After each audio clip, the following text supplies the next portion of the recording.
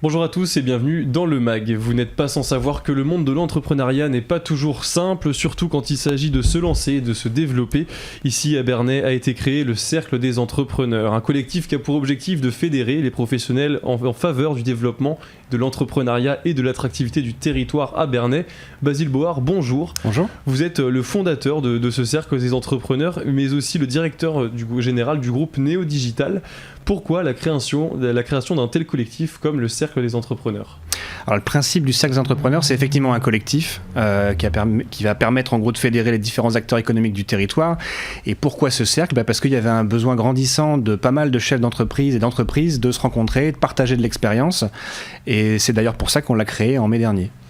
Alors la mise en place de ce collectif, d'un tel collectif, ne voudrait-elle pas dire qu'il y avait une sorte de manque de cohésion peut-être entre les différents dirigeants du territoire ? Je pense qu'il y avait déjà de la cohésion entre certains chefs d'entreprise. Là, l'enjeu, ça a été de permettre à tous les chefs d'entreprise ou à un maximum de chefs d'entreprise de pouvoir se retrouver, pour ceux qui le souhaitent. Encore une fois, c'est une question de besoin. Des fois, on ne sent pas forcément le besoin de partager au départ. On n'a pas forcément besoin d'aller chercher d'autres expériences ailleurs.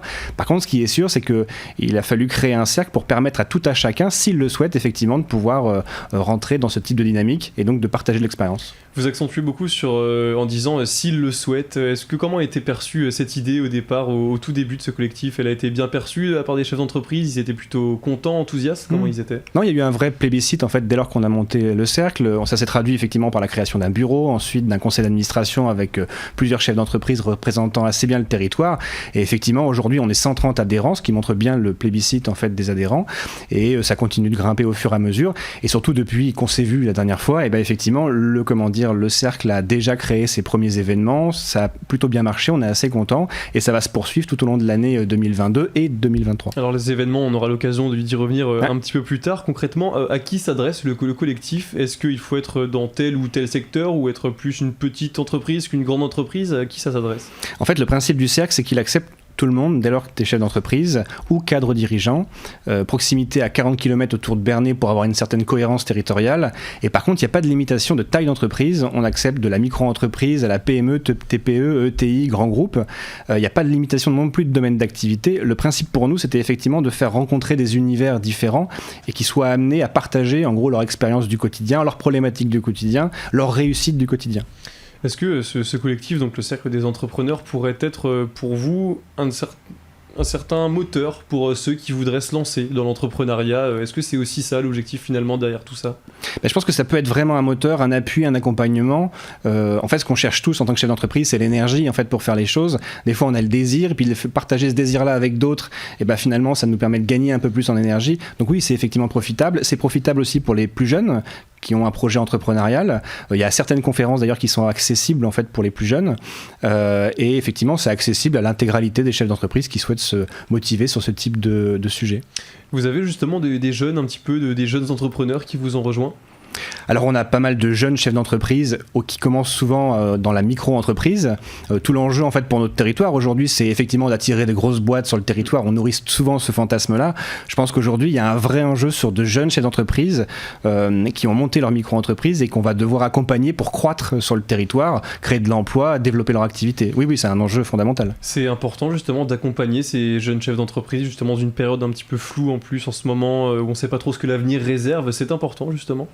Je pense que c'est important et puis la période est effectivement floue de par le Covid, s'il est besoin de le rappeler, mais par contre effectivement il y a une activité qui est quand même pour pas mal d'entreprises en hausse, qui est en forte croissance. Il y a aussi des secteurs sinistrés, donc en fait c'est pas noir ou tout blanc, en fait il y a vraiment effectivement une sorte de nuance de gris là qu'il faut réussir à analyser puis bien analyser pour essayer de construire le futur. C'est ça qui est difficile, je pense, aujourd'hui pour beaucoup d'entreprises.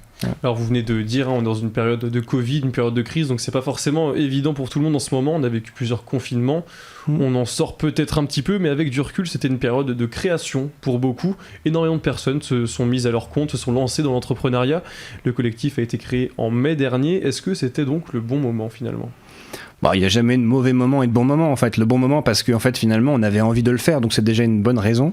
Cette envie-là elle a été partagée par beaucoup de monde, donc c'est doublement une bonne raison. Et je pense qu'au fur et à mesure des événements qu'on réalise, là on s'aperçoit que finalement déjà les troupes, enfin les adhérents sont effectivement moteurs en fait dans les événements. Ils viennent, ils se déplacent. À chaque fois on est plein pour chacun des événements. Donc on sent qu'effectivement il y a une vraie envie de se retrouver, de partager, de grandir aussi ensemble. Il y a beaucoup de conférences, etc. pour apprendre. Je pense que c'est essentiel. Notre entreprise, c'est l'école permanente, généralement. Enfin, nos entreprises, ce sont des écoles permanentes.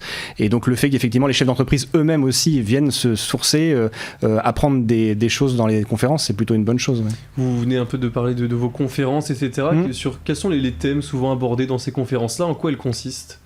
Alors, il y a des conférences, il y a des workshops, il y a des after-work, il y a tout un tas d'événements qui sont développés tout au long de l'année.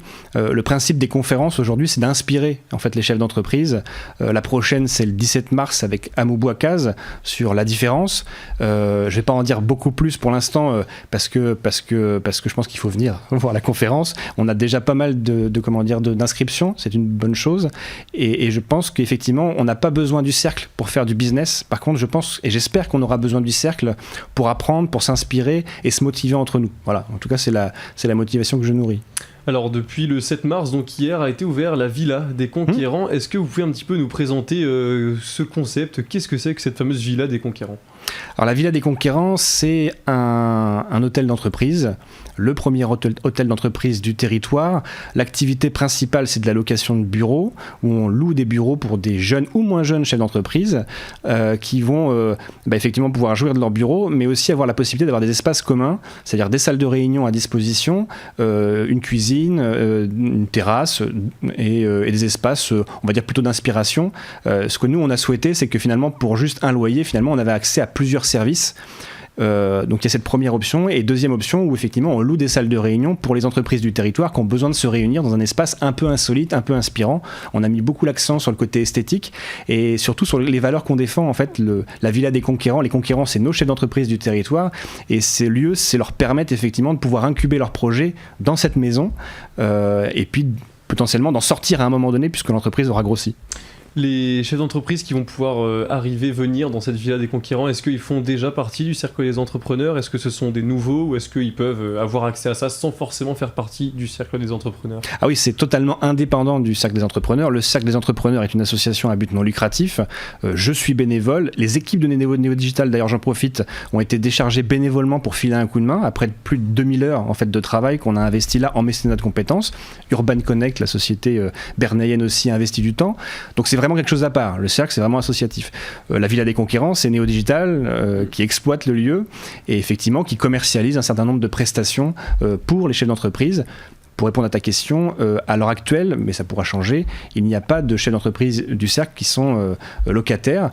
Je pense qu'effectivement, la typologie des bureaux, on se cible plutôt sur des micro-entrepreneurs, des consultants, des indépendants, voire des gens, et ça, il y en a quand même quelques-uns, qui travaillent en fait sur Paris, qui travaillaient sur Paris, et qui finalement ont leur maison de campagne, leur maison principale ici à Bernay, et qui souhaitent travailler dans un lieu un peu différent en télétravail que chez eux. Voilà. Donc typiquement, oui, c'est peut-être typiquement le type de profil qu'on a aujourd'hui. Alors pour revenir un petit peu sur les événements que vous organisez avec le cercle, donc vous l'avez dit, il y a des workshops, des after-work, des visites d'entreprise, etc. Quels sont les objectifs de ce type d'événements-là, de tous ces types d'événements-là? Alors, il y a plusieurs objectifs. Les after-work, typiquement, c'est de boire un verre après le travail, de se détendre, de partager sa semaine ou de discuter de tout autre sujet. C'est quelque chose qui est plutôt basé sur la convivialité. On n'est pas là pour faire du business et donner des cartes, c'est vraiment de se retrouver ensemble. On a les conférences, comme je le disais précédemment, où là, on est plutôt sur de l'inspiration collective. On va retrouver les speed meetings. Donc là, le principe, c'est un peu comme les speed dating, c'est de se rencontrer assez rapidement, de faire connaissance rapidement, et si on voit que ça match, et ben, typiquement, se retrouver un peu plus tard dans la semaine ou dans le mois pour approfondir en gros les échanges qu'ils ont eu pendant cette soirée.